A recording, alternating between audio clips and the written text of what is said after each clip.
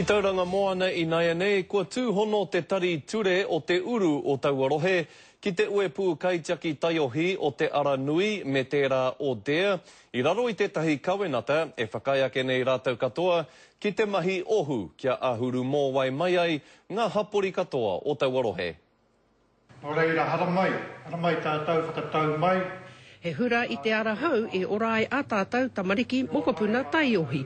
Arā mai ngā whakawai o e nei rā. Te kaupapa matua I tūhono ai ngā rōpū e toru o te Aranui taiohi. Arā me te rōpū atawhai o Dea me te ture. Kia tino tautoko ake I a tātou tamariki me a tātou mokopuna. Hana kua taka mai ki te he ki raro I te waiwai taumaha anō te pirihimana.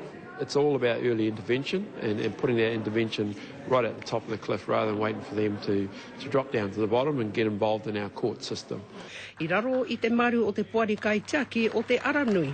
Arā he kaupapa I tīmata hea I te tau iwa te kau mā whetū. And the good thing about what we've done here, it actually applies just not to youth at risk but to all young people and all families in our communities. E tuatahi hoki kia whakarewahia tēnei kaupapa ki roto o tauranga moana nei. Arā ko tērā e manako nui hia ana, kia whakarewahia anō ki e rātu o ngā rohe o te motu. Ki te hiki te wairua o ngā tamariki, I roto I te ora, o rātou mā hine ngaro me te tinana,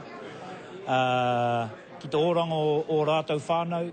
Recently in Tauranga we have a program that we run with the Bay of Plenty rugby team through the schools.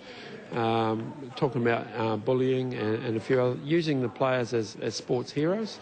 DARE is another program altogether where we deliver programs in school as well as community facilitators, and they facilitate community programs out there for young people.